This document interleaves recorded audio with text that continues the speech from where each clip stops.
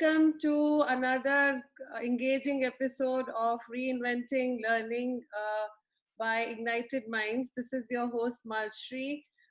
We are into hands on STEM activities in different schools. So, welcome to all the esteemed panelists and the audience who spared their time from their hectic schedules to be with us today.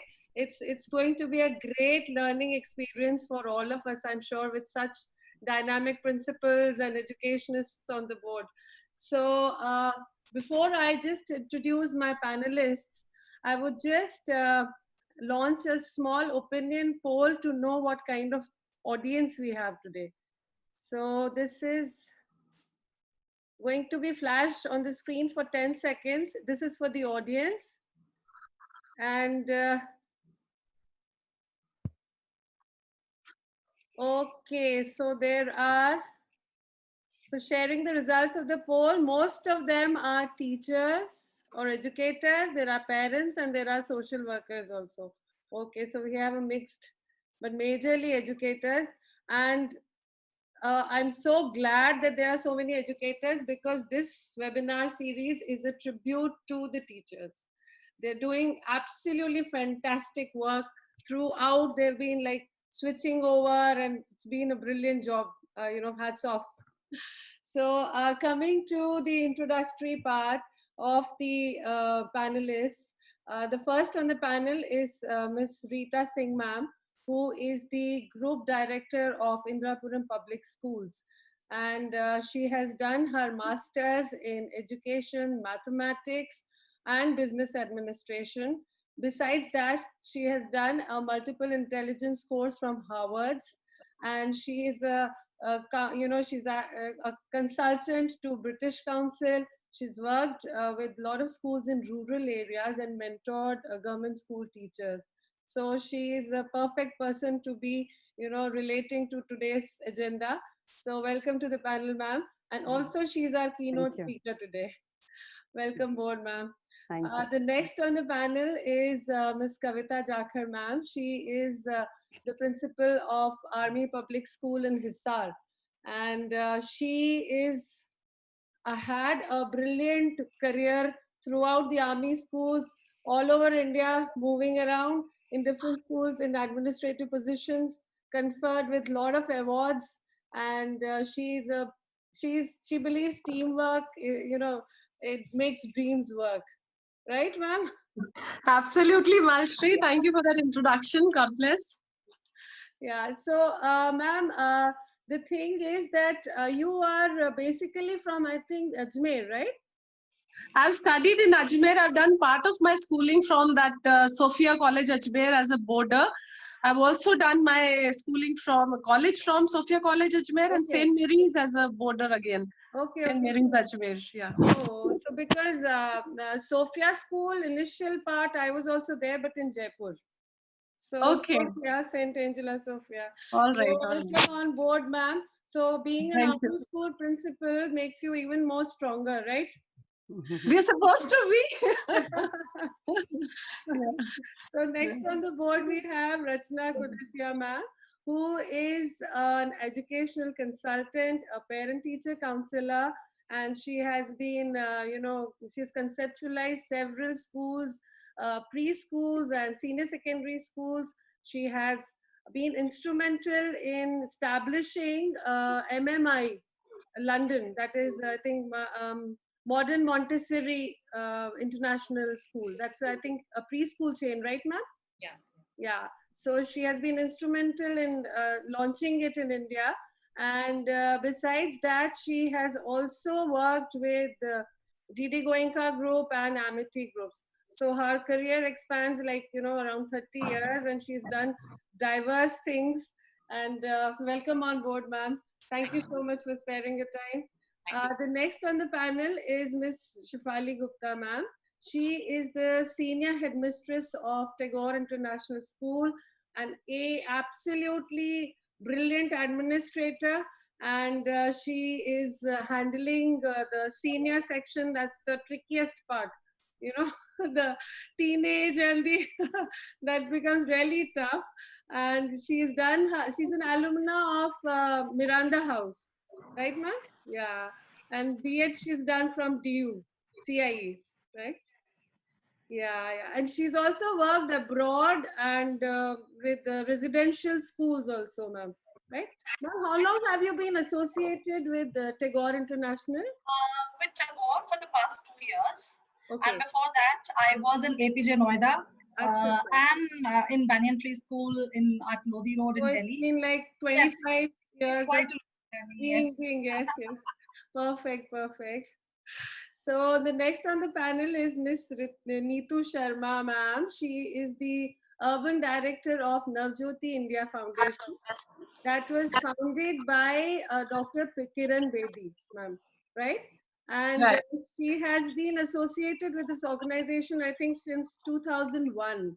Yeah, almost 2 decades now. 2 decades, yeah. And you've done your master's in social work, right? Right, Child right, education as your specialization. right, right. So, ma'am, you are basically into implementation of education in underprivileged zones, the Right. urban zones, right? What? Absolutely, absolutely. Yeah. So, ma'am, can you just tell me a brief about Navjyoti India organization? Right, sure. So Navjyoti is a 32-year-old organization. It was founded by Dr. Kiran Bedi, as Marjorie said. It was, it was founded when Dr. Bedi was, she used to be DCP Northwest, and she saw that, that Northwest zone of Delhi was crime prone. So out of her own philosophy of welfare policing, this organization was founded. So this organization basically works on addressing all the root causes which can lead to crime in society, be it ignorance, be it illiteracy, deviancy in youth, drugs. So we plan interventions around these root causes, and then we work in urban areas of Delhi. We work in Gurgaon. We're working in 70 villages in Gurgaon, and almost reaching out to about 20,000 people every day through our child education program, our skill upgradation program, and community development program. We have a family counseling center, women empowerment programs, environment interventions. So basically integrated community development initiatives. Yeah, that's brilliant. That's brilliant. Welcome on board, ma'am. Thank you. So before we start with the webinar, I would just like to give you a little backdrop on how our webinar series has been a converging one, in the sense that the first two webinar part sessions we had dealt with this digital shift that had suddenly happened because of the pandemic. And we were there were so many challenges the principals and the educators were facing, from classroom learning to online learning and homeschooling. So all the platforms were being discussed. Then the third webinar dealt with the life skill development in children through online learning. There are those social skills, the thinking skills, and there are emotional skills. So how can we counsel children during this stress up time, and how can we make them think critically, problem solving abilities and all. And then there was this social skill which involved interpersonal skills, development. But since there's social distancing, there are no platforms available for debating, and there are no labs for middle school labs are missing, so they can't do experimentation. And particularly one important aspect is that we want to focus on today's webinar is empathy. So empathy is basically understanding the other person's situation and working accordingly. How you can become a team leader if you can understand how your team workers are feeling, and you can understand their emotions and get the best out of them. Unless you connect with them, you will not be able to connect with anyone. In fact, you won't be able to get the best out of them. So that is empathy. So empathy as a whole in this society. Plus the second is of course the tribute to the teachers. They are undergoing enormous stress themselves, but still hanging on and driven to give education to all the students in spite of all the problems they're facing. And the third is, how do we bridge the gap between the underprivileged children and the privileged children due to this digital shift? There is a huge gap being created learning gap that is being created because of this digital shift. Underprivileged children do not have devices, they do not have net, and there's several other challenges which we all know. But our children, since the things are streamlined a little bit, they are, they are more conversant than us, tech savvy, and they are, understanding better in digital mode. So there's no problem now. So this gap is being, created. So over to Rita Singh, ma'am, to elaborate on these 3 points now. Ma'am, could you please throw some light? I don't know. I'm still amazed at the pace at which the entire digital shift has happened in last 2-3 months that we have experienced. Very rightly brought out by you that I don't know whether everybody has felt this digital shift. Yes, there are a whole lot. I mean, India being a very, very big country, we have got all layers of this. I mean, the strata of people and the kind of where we have reached as far as the technology is concerned, as far as education is concerned. Yes, it's a very, very something to get worried about. Let me just talk about this online mode of teaching that has just begun. I mean, those who are deep into it, and many of them have been feeling as if it has been a limiting factor. Yes, to a certain extent, it has been. Human interactions has not been, as open, or as the connect has been missing to a certain extent. But the creativity and the flexibility that this has brought in, I'll just talk about, to begin with, I'll talk about the timetabling, the way it has happened, or let me talk about the way that entire transition happened in our group to begin with. Luckily, we were, as it is, trying to bring in 2021, we were trying to bring in this online mode of teaching, not for the regular classes, but we felt the need of remedial classes for our students, say till class 8, where making them stay back in the schools to have remedials. We being in Delhi and NCR, it was posing a whole lot of problem for us. So what we decided, we did try this. We made them stay back. They carried 2 tiffins. We had second round of buses flying back and things like that. Some it was not working out to that extent. There were problems. Their parents could not really have them picked up at the varying times and etc. So in any case, in Indirapuram group, we were going to bring in 2021 online teaching. Primarily for the remedial session of all those students who are academically little behind. Secondly, for our board classes students. We tend to finish our syllabus by October, November, and then we suddenly see the drop in. There are 2 reasons behind this drop. We realized that our students were not wanting to spend those 6 hours in school because they had to catch up with their own studies. And realized that each child was at their own position of like syllabus coverage or preparation level for the board, etc. So for these 2 purposes, for board classes of 10th and 12th, we decided post in November, we'll probably switch over to 2 days in a week online teaching so that they are there at home. For those, we decided that we'll probably have 5-6 lessons each day, but it will not be really compulsory to attend all. In case I, as a student, was okay in my maths preparation, I would not attend my revision class of maths, but I will attend the chemistry one. That is how we had planned.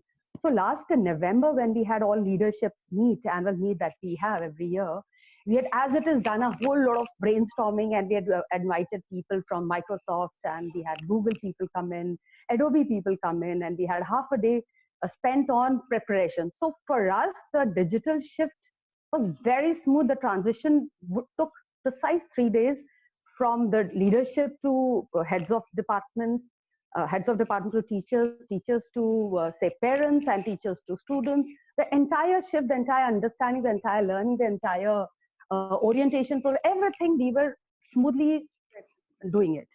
Yes, after that, it has all been those various steps that we had to take because initially we didn't bring in the scholastic angle. Today, after 2 months, I can say that we have every post-scholastic classes happening. We have our assessments happening using all kinds of tools that we have at Puzzle and etc. Then we have, having said this, like Malshi just brought out, what about the people who do not have those gadgets with them? What about those, not just the government schools, also those schools who are low-fee schools, who are catering for, say, low-income group children, really, marginalized children, and there are a whole lot of street schools. There's so much was happening. There were so many NGOs who were involved in all these things. What is happening to those children? I'll just talk about. I have one very good friend who's a principal of Delhi Government School, and I happened to be chatting with her, and it was an eye opener to me. I mean, it is very easy to be judgmental. It is very. This is where probably the empathy comes in. What you talked about, and we need to discuss that today. When I spoke to her, I realized that they are doing online teaching. She gave me some figure of about 50 to 65% children when they did the survey, because government is really good with data and they do collective before taking decisions and things like that. She told me there are about 50 to 65% students who had these smart boards which could support online teaching. So they were bigger. They are being given lessons through that. Secondly, after that, these lessons, video clips or worksheets or whatever their PDF that they're creating, that is again being transferred through, passed on through WhatsApp messages also. Beyond that, there are certain children who are being called. They are actually, there is an hour lesson session happening with those children as well. After doing all these, they are still not able to penetrate or cover the 100% of the strength, because there are still certain students who have probably left the state. They were the migrant worker students, and they're not in the state at all. They have probably moved on. And right now, when they are, they don't even have money to fulfill the lowest Maslow's needs की hierarchy के नीचे वाला जो needs हैं, जब उनको वही नहीं fulfill हो रहा, how do you actually reach, want to study or really want to go on to the WhatsApp or try to take a call from a teacher who's trying to tell you something and things like that. So there is so much to be covered yet. There's so much, besides all this, what she also told me that these schools, they are, what did she mention? They are quarantine centers, they're being made into. Quarantine centers, yes, but she said there are not too many of quarantine centers. She talked about their sports complexes being turned into migrant labor camps. Then there are food distribution centers. There are hunger relief camps where the schools, of course, the staff has been given. They are preparing lunches, they're preparing dinners, and for about 1,000 people each meal. And besides all this, with all the work people are doing, they are actually, teachers have not been tasked to do this. They are voluntarily coming to serve food for these in these camps. Amazing. I mean, I was actually thinking within. Then hats off to the government as well. I mean, what I learned, that they are not just carrying on with their online classes and covering, trying to cover syllabus or do their usual stuff. The happiness curriculum that we all know about Delhi government, which is being appreciated not just India, over the world over, it is still being covered. They are still carrying on with the happiness curriculum coverage. They are still carrying the two more projects she talked about. There's something called aspirant, basically preparing students after 12, what do they aspire to be? Aspirant. So there's some term which is the aspirant something. Then she talked about they're trying to, they have also brought in a curriculum related to entrepreneur skills. So there's something called entrepreneur mindset. Yeah, entrepreneur mindset. So besides not just the normal teaching, trying to teach with 3 different platforms and trying to reach every child in their class, besides that, trying to fulfill this government, there are a nice project that government had started and it was stalled because of this schools, children not reaching the schools, school buildings, if I have to call it that way. And it's hats off to them that they have been able to do so much. And looking at the way the teaching has been going for us, I feel that I read these, a whole lot of memes that are very interesting. People at the creativity best nowadays. There were a lot of memes, a whole lot of WhatsApp messages, a whole lot of nice messages that are coming. I saw it somewhere. It's time to uninstall Education 2.0 and come to version 2.1, install 2.1. This is the right time. I feel this is the right time. We need to actually undo all those practices which were so futile. Yeah. Why were we doing all those lesson reading, and why were, I mean, very few progressive schools actually adopted. If I look at the way pedagogy was going, this is the time to revisit. If you look at the online lessons, if we actually target not on the lessons, if we target only, say, at the learning outcomes, or we actually, what is the purpose of that education, what is the purpose of that my 40-minute module that I'm going to convey or share with my students. What is my real purpose of that module? If you keep all that in mind, everything falls in place. The entire thing falls in place. People have been, when we talk about, I have very good examples from my classroom. There are 6 schools that we have in our group, and there are 3 colleges. Not just the schools, colleges have taken on, and they've taken on this online teaching in a big way. And that's such lovely examples that we are coming across. Rather, today itself at 5:30, we have the entire 9 institutions, that are school, college, or whatever. We are all coming at one platform, and we are doing a webinar within ourselves. And then each school is sharing one tool, one platform that they are learning from, that they're using for their assessments, and how they're designing their assessment. What do I call it? The instrument for assessment. How are they actually? How are they creating, and which digital platform are they using? I am very proud of those 2 months that the way our faculty have shaped up. But at the same time, when I talk to the lady that I'm just referring to, and when I look at the various situation, I have few friends in JNK government as government teachers as well. So there are a whole lot of things government is doing. Coming back to Delhi, you know what? Though of course these teachers are doing so much, even the government has provided a lot of support. What she tells me is the entire curriculum, online curriculum, the entire capsule, the entire module, entire curriculum has been designed and shared by the Department of Education. So it's like each one is trying to do their bit. I think empathy is not just sharing your sorrows and love, happiness, etc. It's like understanding the need of another person and doing things according. If government understands that this is what teacher will, if I take this one step, teachers will take 4 additional steps. So this is the kind of, no wonder they're doing so well in education department. I'm very mindful of the divide that you mentioned.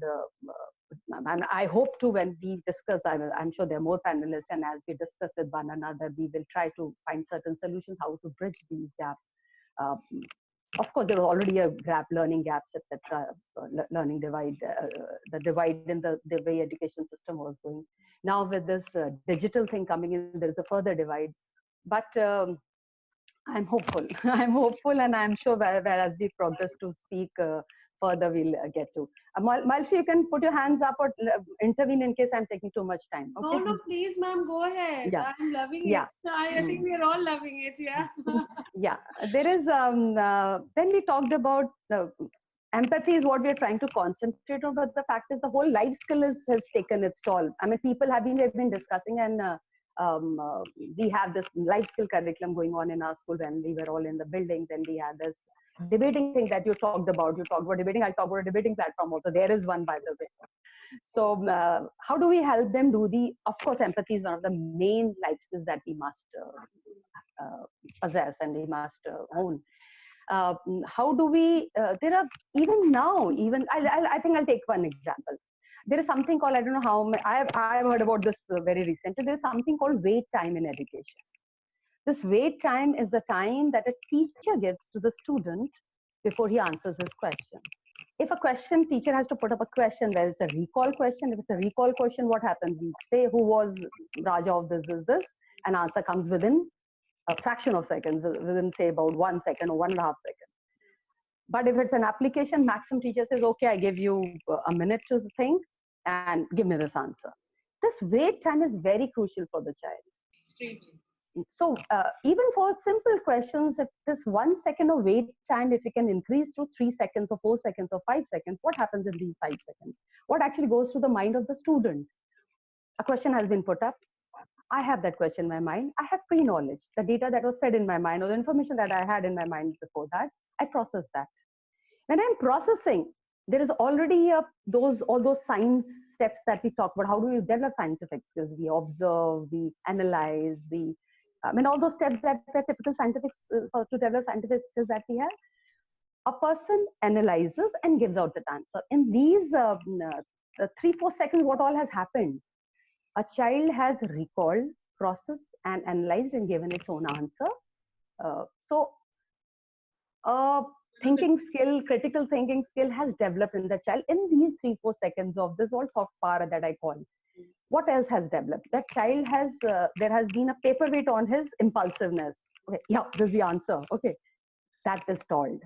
So there is little more poise in the person's personality, and the answer that he gives out, he's more sure of that. He has articulated it better manner. Why has he articulated? Because he's been able to pause, frame its sentences, and process it in mind. So I feel with this just little wait time, increase the wait time in the questions, there's a proper term for this. You help this child develop life skills without really that child coming to know that he's learned all these things. And I feel we all have to not teach for the sake of teaching. Don't let the child know that they're being taught. There are so many milder ways in which the child can be taught. All the progressive schools have all the time being have already switched over from single discipline to, say, disciplinary to multidisciplinary, interdisciplinary, transdisciplinary, and things like that. How does that happen here? How does that happen here in the online classes? I'll give you an example. We had this lesson on yeast. A biology teacher is teaching yeast, which is fungi. Yeah. So this microorganism has to be taught. It's a biology lesson. Teach your yeast, do your diagram, finish your whatever the way of reproduction, this, that, and types of this thing, kingdom, gender, all that explanation is done. And then how do I correlate with the daily life? And what should be the home task related to this class? The home task is bake a bread with your mother and father, father, mother, pick up your person, fine. Or do it further if you really want to bring in that, I want to remove that cliched mindset of set gender roles. So how is this multidisciplinary? How is yeast related with baking? Baking needs yeast, it needs sugar, it needs yeast in little warm water. How can teacher finish her biology lesson? She can finish this biology lesson with, say, 3 test tubes, or say 6 test tubes. And in 3 test tubes, she puts sugar. In 3 test, water of course is there. She puts sugars in 3 test tube, and 3 test tube she does not put sugar. In the first 3 test tube with the sugar is there, she adds hot water, warm water, and cold water. Likewise, hot water, warm water. Where would the yeast ferment first?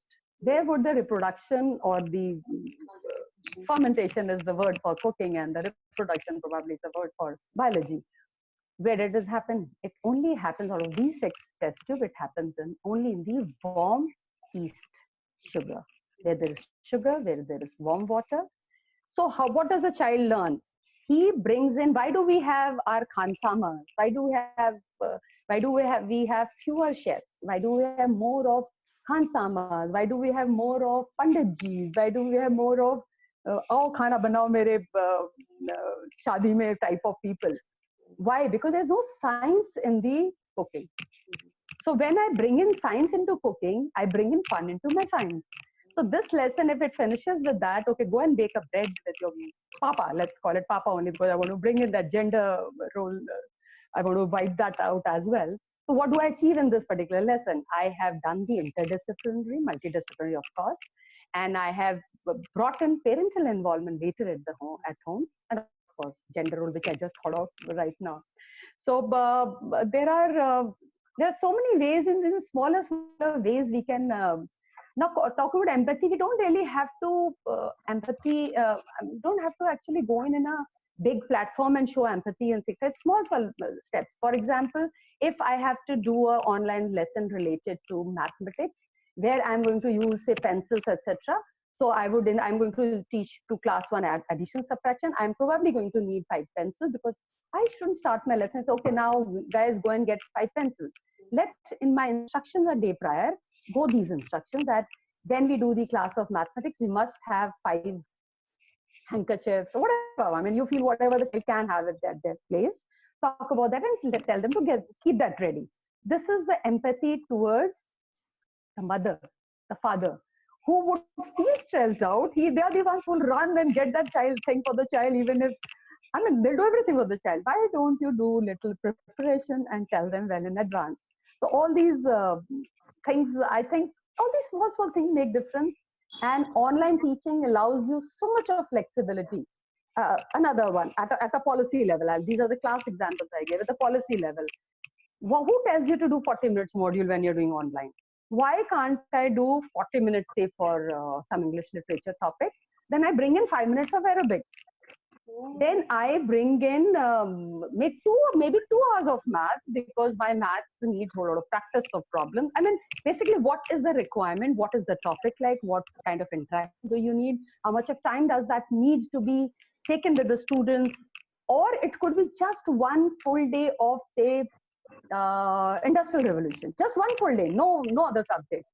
And in that, what do? You bring in debates, you bring in class discussions, you do circle time, you share jokes. I mean, there is so much of flexibility. I feel you're not running from one class to another, and that second classroom happens to be on third floor, and principal has said lift is not to be used by the teachers and things like that. So I feel there is a whole lot of ways that, and this is the time we can actually do it. So Time towards society as a whole, उसपे भी I mean, how do we go about it? Like, थोड़ा तो learning gap हो रहा है. Government is trying hard. The government teachers are trying hard. What can our contribution be as this citizen, as a part of society, to bring it out? वो थोड़ा सा, we would like to go from you. Yeah, there is there are a few projects in the past that have happened. Like Telangana government came on board, decided to do their core skills, impart core skill lessons to all the teachers. All the teachers of Telangana were to be given lessons or core skills. Core skills is what 21st century skills are. So 21st century. Of course, this was a assignment with British Council. So British Council had termed it as core skills, but primarily it was the same thing, which we feel the need of. Who all went for those? Who were the volunteers or paid volunteers? I mean, frankly, got paid for that work. But what we were paid were probably 1/10 of our salaries. But we still went. It was like a voluntary, and there is a little satisfaction level also as to the monetary thing is concerned. So there are a whole lot of projects, these kind of, you open the doors. I'm sure they will have a whole lot of volunteers. This is where the policy level people have to think of. When Telangana government asked for help, there were 100 people came. When government decided for Teach for India, there are all many volunteers came in. There will be certain places, if I want to contribute today, if I want to go in and bridge that gap and I want to do my own initiative, there has to be a hand which is asking for that hand, then I can go and give my hand. So there is, of course, at the policy level, there will be a whole lot of such platforms or places where we can actually go and say, okay, I want to. For example, if you look at the HRD ministry, there has been a whole lot of, whenever they brought in a proposal, whether it was they are presently working on the the policy, the education policy, which is under draft since last many months. But at each time, when the first draft came, it was put in the open domain, and we were all could give our, whether it was parent or just an educator or just interested in education kind of person. So these are the kind of things which are good. Now, I think there is another chapter. I read the first draft. Second draft I'm still to read. Rather, third one is also probably coming yesterday, I'm told. So the first draft, when I read, it talked about those cohort of schools where schools which are a little more developed could help out the underdeveloped. If you look at CBSE's community of practices, which we have this kind of thing, community of practice kind of thing that CBSE has started, the mentor and mentee, which has been re-avatar, uska jo aa gaya hai. So what is that actually? Hubs of learning. Yeah, it was M&M and mentoring, and now it is hubs of learning. What is hubs of learning? Or what is community of practices which are West or Australian all are doing? It is that holding hand thing. So why can't we bring in government schools also in this? I am sure there will be a whole lot of people who will be able to work out in this online thing. Till the internet does not get better, till our data flow is not faster, till our GBs are not wider, our optical fibers are not supporting the data transfer. Till then, if you think just the passion and the empathy is going to help, no. So that has to be simultaneous. It has to be government bringing in. HRD ministry also, when this online thing started, they also asked for proposals under Bharat Padhe Online, something like that. Yeah, Bharat Padhe Online. So hashtag Bharat Padhe Online, HRD Ministry again asked for. So this is the time when people like us, I have given proposals like having server in the India itself, what kind of platform. We talked about the lessons through TV, we talked about lessons through. So all these, I can, with the panelists at least, I can share that paper. I did share that paper with HRD. I, like a simple person who had a email ID of HRD ministry, email that. I don't know whether it was considered or not. You can sit and say they're accepting ideas, ma'am. They are very, very open to ideas right now, and they have to be. Very true. Proposals can come from any side. Very back true. to the empathy thing, ma'am, I think there is a little question I'm getting on my WhatsApp thing. Empathy or sympathy mein kya difference hai? So I think we can let other people also speak. I've taken too much of talking time. Kavita ma'am would just throw some light on what is the difference between empathy and sympathy. What is exactly empathy?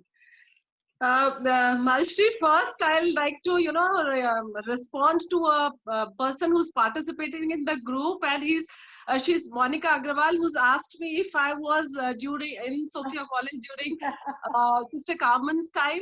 Well, Sister Carmen was there. She was a food and nutrition person there. But Sister Elise was the principal that time. Carmen was very much there, yes. And so nice to see that there is a fellow Sophian that I found on this panel. Now coming back to the query that you have raised, that what is the difference between sympathy and empathy?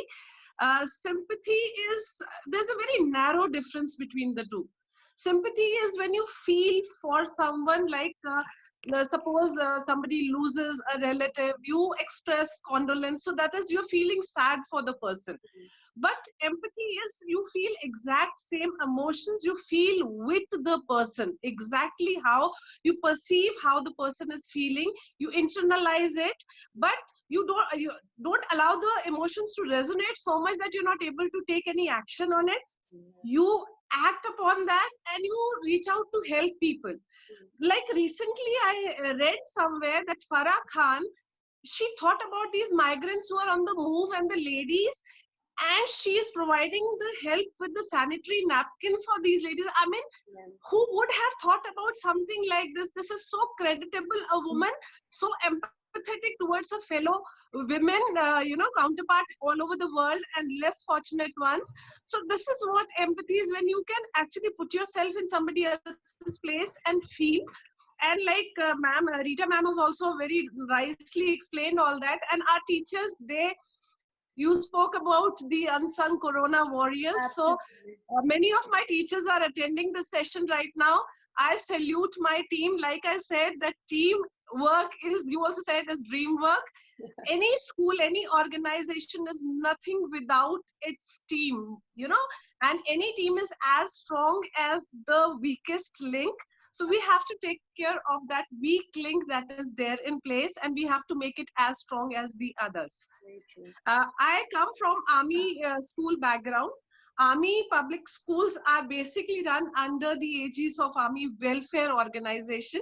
And our schools are basically mini India in itself. We have children, yes, we have children from all over India. So we have kind of embraced inclusiveness in our system so well. Plus we have these organizations like we were discussing yesterday also, the AWA, which is the largest voluntary organization of army wives. As an NGO, this organization works, and it helps for the upliftment of these spouse and their dependents in the army system by providing skilling of these people and by providing educational scholarships, and various other activities are carried out. Ma'am was talking about, Rita ma'am was talking about a government school principal where the school is a quarantine or a food distribution center. Our school also is functioning right now as a quarantine center, but that is especially for the army personnel who are coming back from leave. They were stuck somewhere, or they were on courses or leave or some duty. So it is a quarantine center. So this is part of the system where we one for all and all for one kind of a concept we have in our system. And as regards to the bridging the gap, in our system itself, we have a mixed bag clientele. We have a child of a soldier. We have a child of a high-ranking official. So we are very sensitive to the needs of every child. And another peculiarity of our system is that our children generally are brought up by a single parent. Yeah. Mother is more or less always on a duty somewhere. So there is this mother who is taking care of all the needs of this child that she has with her. So mother plays a very important role in our system. And the technology, one device at home, like you mentioned about. So what we have done in our school is we have given staggered timetable. The classes are spread all across the day, wherein if a child like a senior, he's in a senior class, so he makes use of the timetable in the morning. The device is again used by this other child in the evening. So yes, we are empathic and empathetic towards our clientele. And I'm so glad that and so thankful to you, Marjorie, for having, prevailed upon me to join. And it is your positive aura. I'm so glad you came, ma'am. आप लोग सब इतने अच्छे से आ गए. I just, I had to ring once and you were all in. So I was so glad. I'm really fortunate on this. No, this is the positivity which rubbed onto us. Probably it's the same frequency we work on, so it's connected nicely. And Marjorie, I'd like to touch upon one more aspect of empathy. That is the collective empathy of the society. Yeah. As a society also, like in schools, like in your previous webinar, you had mentioned, you had taken up the life skills. So empathy is a very important life skill for anyone to have. A doctor would be a better doctor if he is empathetic. Same, a teacher is a better teacher. So similarly, the collective empathy, if we work upon it in our schools and we create children who are the future leaders, the future professionals, if we make them empathetic, and this is something, it's an ongoing process. It's not that one day we put them through a module and they become empathetic. No, that will not happen. So it's an ongoing process. So when, as a society, collectively we are empathetic, like one film star rose to the occasion supplying food, other one is supplying sanitary napkins. So this collective empathy itself is a human equivalent of a natural resource. Absolutely, absolutely. And any country which is rich in collective empathy can go places. I'm sure we'll do great. So I'm sure. Back to you, Marjorie. Absolutely, ma'am. Absolutely true. I was just going through, even I was confused about what's the difference between sympathy and empathy. And because Hindi में दोनों के मतलब है सहानुभूति. नहीं, yeah, then I came to know that I thought it was sahanubhuti, but it is empathy is samanubhuti and sympathy is sahanubhuti. Sahanubhuti थोड़ा superficial है, ऊपर से थोड़ा दुख दिखाएंगे थोड़े time के लिए, but we will not be working on positivity. Empathy, we think in our heads, हम उसकी feeling जानते हैं, उससे communicate करते हैं, हम उसको feel करते हैं, and then we work towards solving a problem or raising a social awareness thing amongst people that let's do something for our underprivileged children. That was the total idea, the focus. Absolutely. So we need more suggestions coming up, even from the audience. If they want to connect, please give your suggestions. If you want to, please feel free to ask questions and suggest anything new. So again, this particular session is converging from a broader thing, like we are talking about a bigger society. Then we came to school.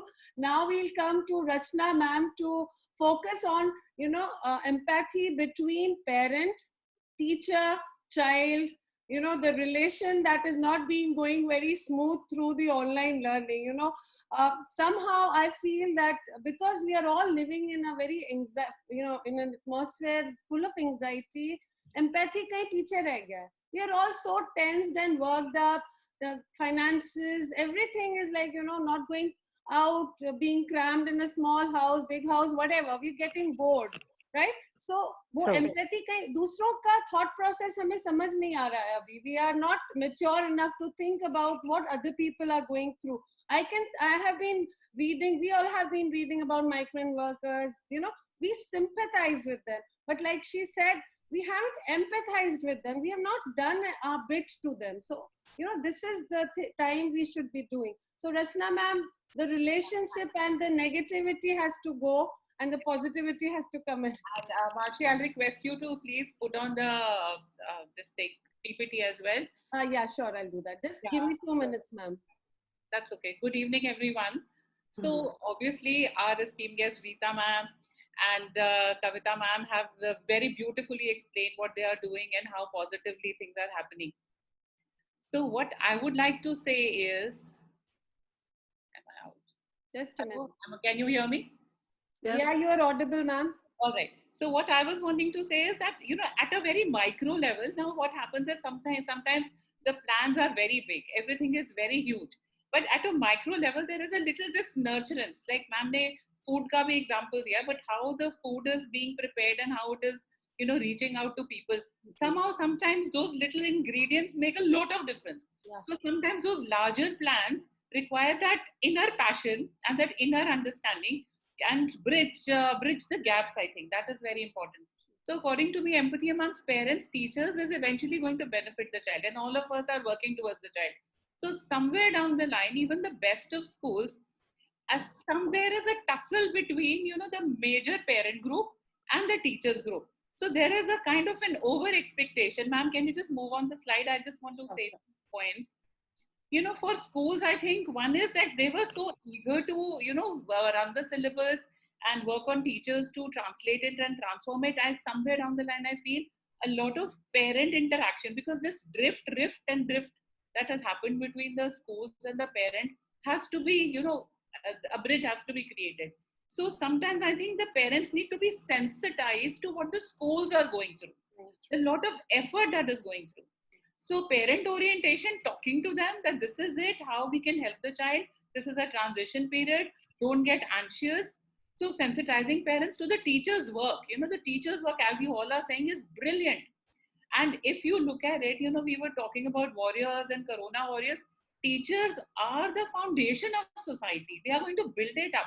And you can't do without them. And they are the ones who, brought these policemen and who brought these ministers. So they are I would say, the nurturers. So somewhere down the line, the nurturers are being trolled, and they are, I think, more empathy. They require more empathy from everyone. And especially schools can talk to parents and, make this happen. Then they are working, and the schools are working overtime to adapt in the present times. Like maybe some schools were already ready, but most of the schools maybe were not ready. We were, working on experiential learning, hands-on learning, creating labs, interacting with children, making them participate. So this transition is not so easy. It is something like we were teaching how to drive a car and we are just giving it a manual for it. So sometimes it is so technical. Now, if I talk about teachers, let's acknowledge the teachers' change of roles. So maybe they were not ready for it. So we do require that empathetic time. Ma'am, I loved Rita ma'am's example when she said that time to register, time to process, and then to act on it. It will be more logical. When you were talking about a child's answer, I think that is applicable to any situation in this life. And ma'am, you were also talking about Maslow's hierarchy of needs. Yes, people are thinking about, let's work on the basic needs first. But then these are also foundation needs for the rest of, till we reach the self-actualization. Only the education is going to, make them move on from that basic need. So then understanding teaching situations and circumstances, they are totally different now. Then lack of interactive hands-on teaching aids. So sometimes, we make them see, or we make them, now we are, whatever, it is limited. Whatever they have at home is limited. How they can create, how they can translate, it is definitely limiting. Then also teachers are also handling their own homes. So their hands are full at home also. In spite of that, they are rising to the occasion. And they are, people are talking about, cutting their salaries. But I think they are working overtime. What they are doing is self-learning, translating it into another medium, and then filling the gaps. So, so they are learning, remodeling, and implementing. So which I think requires a lot of regard, and they definitely require a lot of empathy from the parents too.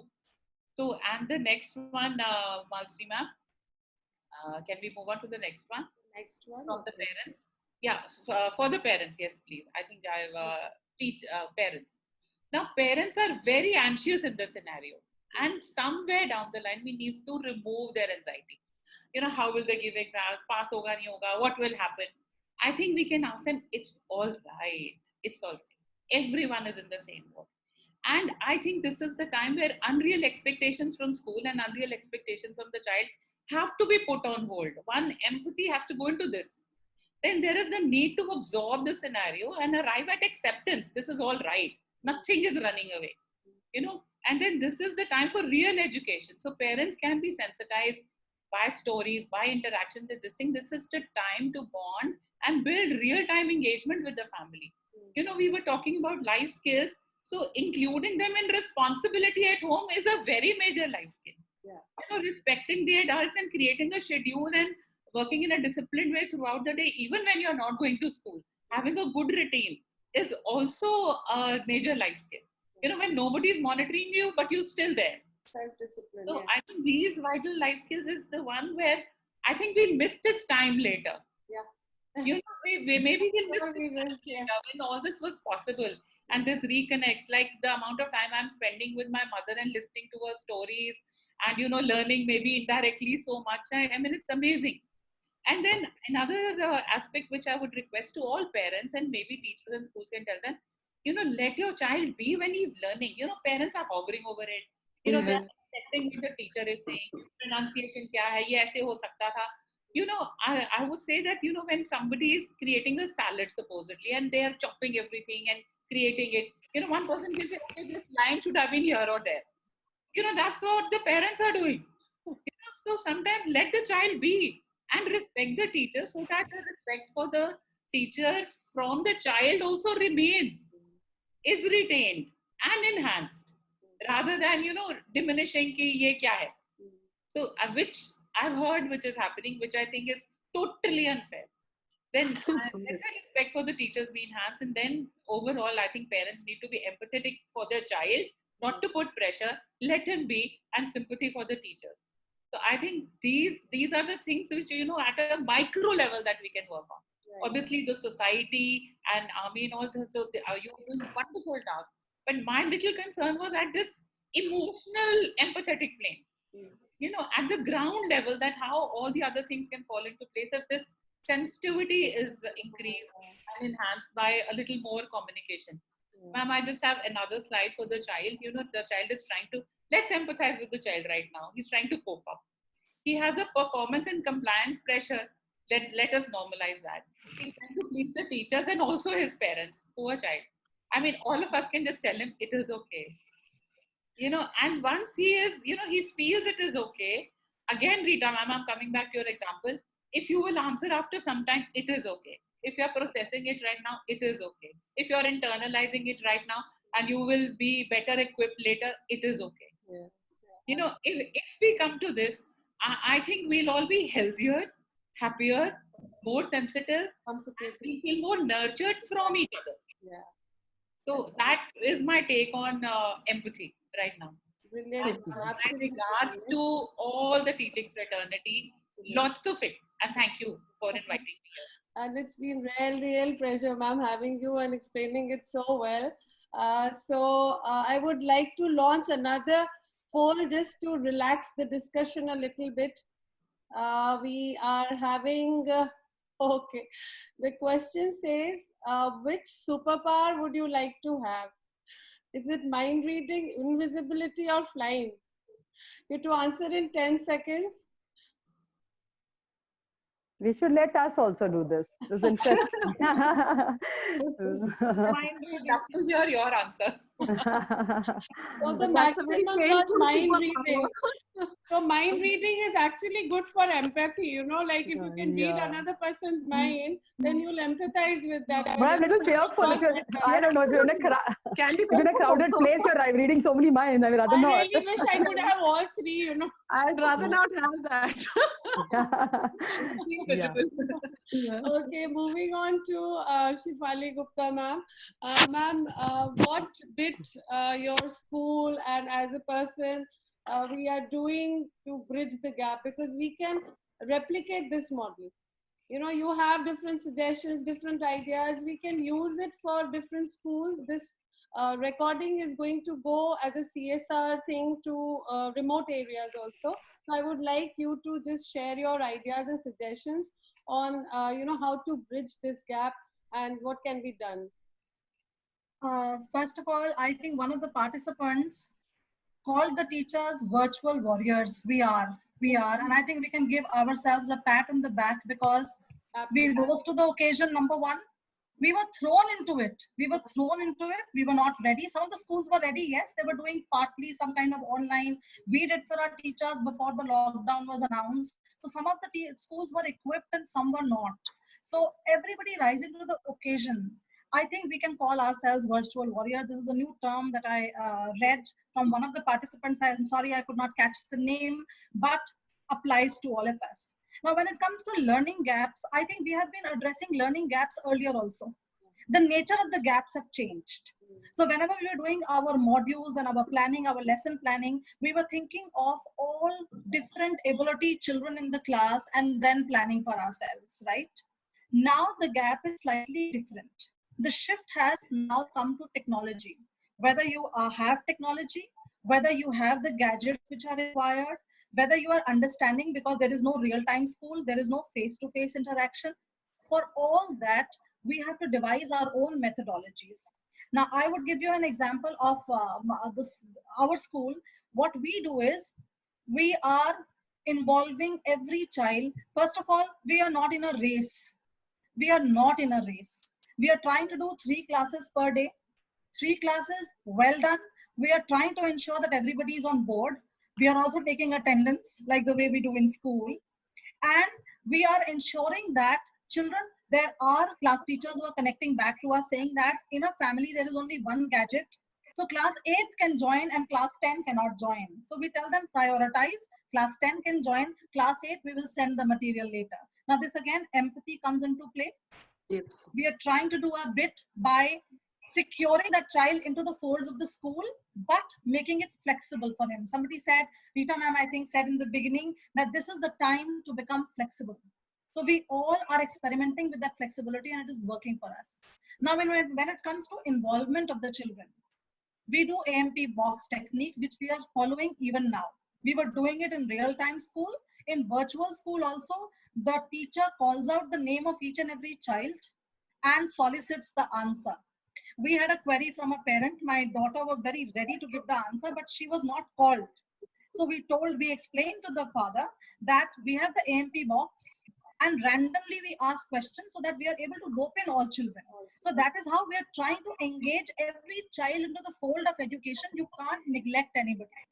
And especially with the limitation of not being able to see them in a classroom scenario. So that is how we are trying to. Now, there are children who do not have gadgets. There are children who after the examinations moved elsewhere thinking to take a short vacation and have no connectivity. Our teachers are connecting through WhatsApp. So they are being sent the assignments. They are being told what is to be done. We are sending storytelling sessions. We don't want them to be under pressure. As it is, I think CBSE has taken the lead over here when CBSE declared in the very beginning of the lockdown period that promote everybody till class 8. Now a new circular has come for class 9th and 11th also. I think empathy is being shown by the high-ups also. So we are no one to deny it. So one is this. Then CBSE says, cut down on the course.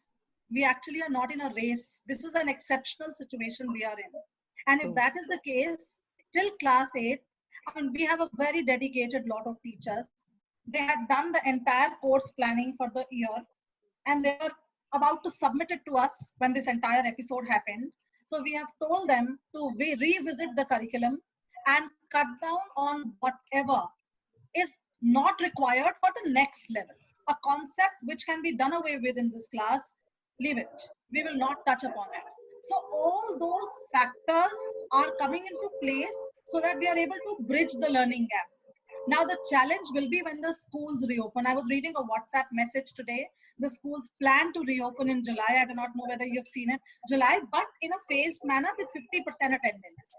So if that is the case, or it opens up in July, August, September, whenever, we will have to make sure that whatever gaps have still occurred, we can make mistakes. It's not 100% that we have been able to rope in everybody. So whatever gaps, we will have to give ourselves time, we will have to give the children time and the teachers time to be able to fill those gaps. Only then can we move ahead.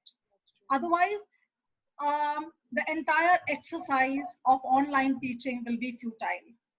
It need not cater to a select few who have technology by their side. It has to cater, we have to reach out to every single child of the class. And that is the attempt that the teachers are making. And as I began, I will say the same thing. Hats off to the teachers for the efforts that are being put in. Brilliantly done, ma'am. Very nicely explained. So I'm sure the children who are stuck in remote areas, like when they went for a vacation, so Yes. I think the postal services have also started.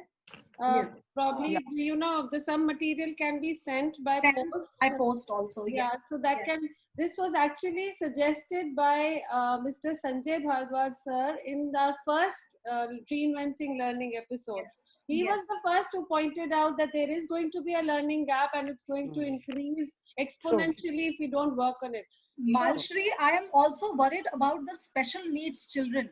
Yeah. When they have a one-to-one interaction in the classroom situation, it's very different. You have special ed teachers attached to them. You are able to cater to them as individuals. Right now, I am sure so many of them must be feeling lost in the classroom. Absolutely. So my school, what it has done is, has attached the counselors to them. So they are having a one-to-one conversation with the parent in case the child is encountering problems in the class.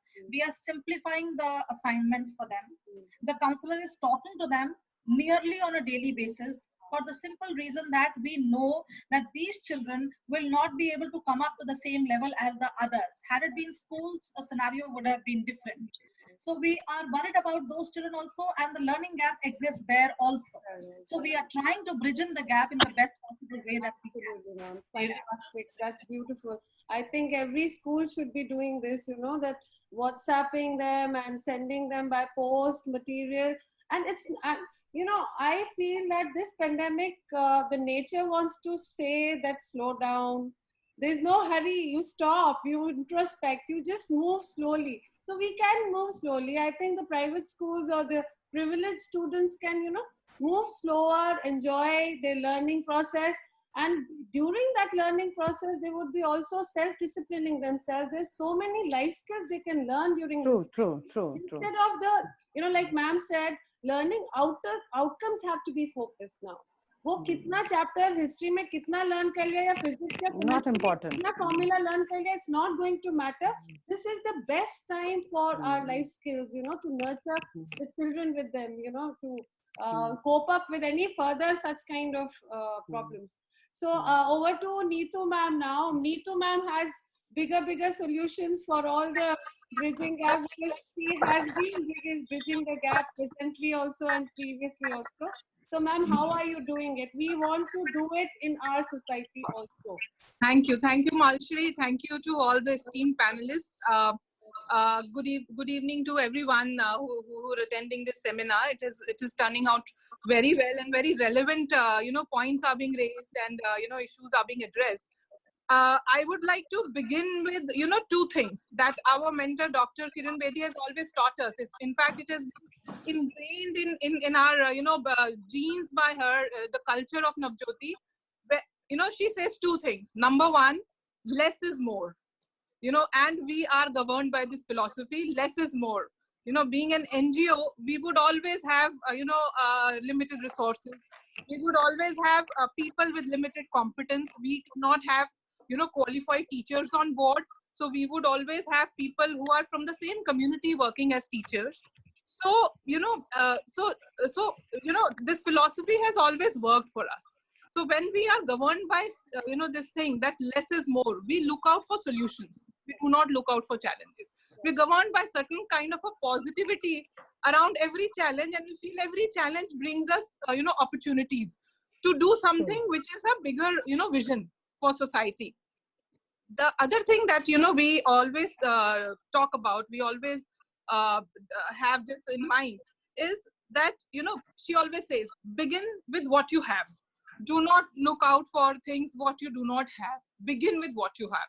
So when this lockdown started and we were not really prepared, Navjyoti has 80% of its people are from the grassroots, from the same communities in which we work. So our teachers who are taking remedial education program for the children are also from the same communities. Majority of them have also been, at times our students who are now working with us as teachers. So this lockdown happened, and we had this complete team who themselves had very low-end smartphones. A lot of them did not have laptops or desktops or computers. But the next day after this lockdown was announced, we started working from home from 19th of March.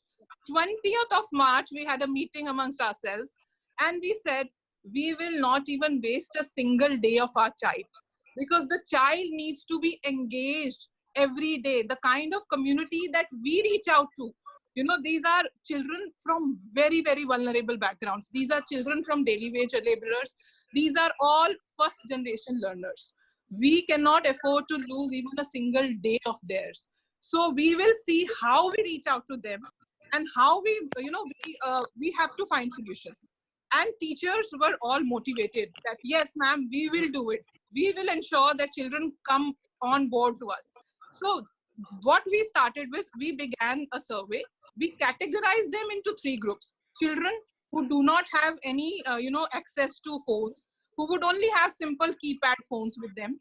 Children who can have, WhatsApp accessibility, and children who can also be available on live classes. And once we have these categories, the other thing what we, Rita ma'am also said, and other speakers also said, was we had to also, there was another challenge. There's another challenge with these kinds of children, that's there, is that within the same grades, there are multi-graded, students. So within a grade 4, you would also have a child who is still at grade 1 level. You would also have children who would be at grade 3. So we also had to see how do we also customize the content so that, we are able to achieve the desired learning outcomes of these children within the same grades. So the first exercise that we did was we finalized the learning outcomes that we wanted to achieve with specific identified groups of these children at every grade. And definitely, we were not over ambitious. We were very practical in knowing that what is it that we think that children should achieve in the next 2 months. Let us go by the levels of the children. So we decided on that. We assigned mentors, and then we started working on the content. Navjyoti's, again, one of the strengths has been collaboration. Like all the panelists said, we cannot do it, alone.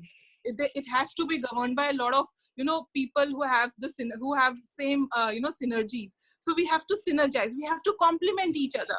So we collaborated with a lot of like-minded individuals, volunteers, organizations who had this content, and who were also open to share this content with us.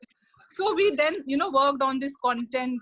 We worked on the delivery methodology. We also worked on every parent. We reach out to 2,000 children in Bhawana itself every day. Every parent was called over the last, period of 20 days. Every parent was called to understand their needs, because they also had needs of food. So every parent was called, because participation of parents was absolutely pertinent in this.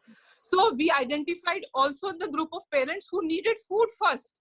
And then, we had to motivate them to, ensure that their children are given at least, 30 minutes of, this thing from their phones. They have to spare their phones for at least 30 minutes a day. So, and then, you also had some parents who said that, we were not given food, our children will not come to study. They will not do their assignments. So you had to also deal with these kinds of, mindsets of parents. So we also simultaneously planned how do we also address those basic needs of parents. We provided them with a lot of food supplies. We provided them with sanitation, hygiene kits, sanitary napkins, and, a lot of things.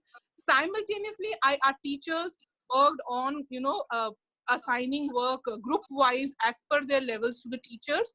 And our community workers, mobilizers, continue to call every parent every day to know their well-being and to understand how, what are the challenges that they are facing.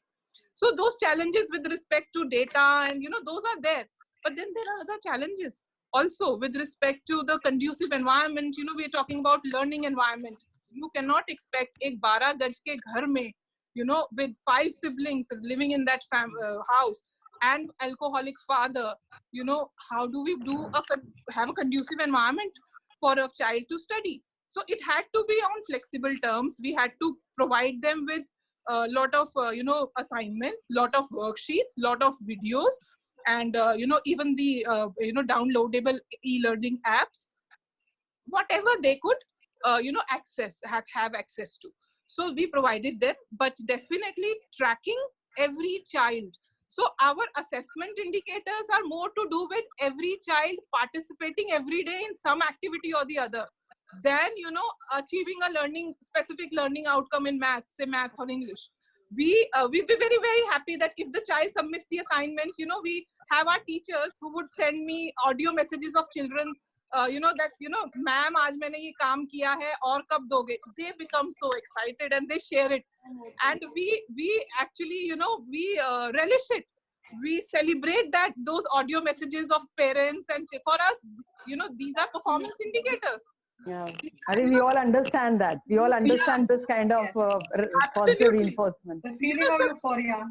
Yeah, so this is how we, there definitely is a long way to go, but we are focusing on, be very specific on what we want to achieve with our children in terms of not only academics, but yes, life skills. We have a very unique model. Navjyoti has a very unique model. We started it 4 years back. Our own children from grade 4 to grade 12, they reach out to other children of the community. We call it Bal Gurukul. So it is like a children's university. We have the HODs, we have the registrar, which is, run by the children for the children. Lovely, that's lovely. Yeah, you would not believe there are about 800 children who are reaching out to 4,000 other children of the community. So all the life skills that we talk about, all the early leadership that we talk about, they are learning it by doing. So, they do it, they convince their own parents, then they convince the parents of the other children who would come to them ki aap to abhi khud chote ho, aap kaise padhaoge? So they have they're learning those negotiation skills. They're learning how to organize their daily routine in a manner that they are studying. They go to government schools, they come to us, then they run their own Gurukul centers. So there's no time to be involved in any deviant activity. And peer mentoring, actually, this is peer mentoring what you're talking about. Absolutely. So we call it, we call it Bal Gurukul, and we have HODs of different departments, our children. So one would be an HOD of ID who would manage all the data of this Gurukul. So you would have an HOD of performing arts who would plan all the community events, Nukkad Nataks and other things, and children do it by themselves. You are empowering children, which is such a beautiful life skill. Absolutely. That's management. So Yes. what I would like to hear is that if my maid, has 2 children at home, Yeah. and she's living in an area where there is this, like, you said, alcoholic fathers, the community atmosphere in those areas. Right. Probably the best thing that we can do right now is, pick up a teacher from that community and tell that person to teach whatever possible. We also have to understand, because, there are 2 things which are important, very important for learning. One is the readiness, so these children, majority of them would have their own, very specific, preferences with limited educational backgrounds. But they would be very, very good in other fields. Yeah. So we also have to see, what we also do is, when we identify the learning levels of these children, we also categorize them into different categories, and we do their talent mapping. Each and every child's talent is mapped. And when we know that this child is not academically bright, the learning outcomes for academics for that child is very different from a child who would be, very good academically. But the goals are realistic. You set out realistic goals. Absolutely. But this child is a very good leader. She or he may be teaching about 50 children in the community. So we know where the inputs have to go. or there would be a child who would be very good in painting. We have, so many children today, our alumni, who are doing, BTech, MTech, masters in, bachelors in fine arts, B.Ed, BBS. All this could happen only because we had a system of mapping their talent early in school years. Because as an organization, we also have to be prepared to look out for the right linkages when these children go out from school. These linkages have to be. So similarly, in this period of exceptional year, we are continuing with the same system, that the learning outcomes which need to be focused are very specific. They are very individual based. Approach is very individualistic. And then for the rest of, because we are also paying equal attention to the non-academic inputs that needs to be given to the child. So there are some skill readiness classes for them. There are other, and if these children are continuing with their Gurukul intervention in whatever way they can. There are life skill classes. There are so everything is being done in a very balanced manner, and with that limited low-end smartphone these teachers would have. So but definitely every day we are learning lessons. We are a learning organization. We evolve our models and try to make it as relevant as possible. That's what we are trying to do, and we look out for a lot of volunteers and people like you who could support us with quality content and inputs to make the content more relevant for these kinds of. Anytime. I'm so glad. It's a brilliant way, ma'am. I was trying to think how we can help. Otherwise, like I have a maid, she has a child in class 8 and 9, the elder ones, So obviously they all have TV. CBS, government has started some channels through Swayam Prabha. So grade-wise, there would be channels. But I don't really think that they would really get access to those, the TV remote or whatever. But what can be done is that after the lockdown has relaxed, elder ones can come with our mates. Right. Watch TV at our places. We can help them. Abhi vacation time hai. Malshri, what is also important is to understand the learning style of the child. Yeah. Because these children, they are very you would have children who are very good in they do well while in online classes. There would be children who were brilliant in the classrooms, but they are not enjoying online classes at all. Yes. So what I understand is, out of the entire discussion, even our ways of philanthropic activities are going to change a bit. Absolutely. If I can give one sari to my maid, which costs about 1,000-1,500 for Diwali, I can probably give that low cost smartphone. Absolutely. So what is the need in that family will decide what are our the beneficiary requirements will decide our philanthropic activities. Absolutely. And I feel stepping into digital has probably not really created a divide. I think it has brought our attention to this divide which is already existing. I feel that because in the digital world, I feel my domestic servants, all of them are on Facebook. How are they on Facebook and Insta? If they can understand that kind of technology, I am sure Zoom lessons or MS Team lessons will definitely be understood by them. So I feel they are already there. Technologically, they're already there. They need few extra gadgets. This is a tool we can tap.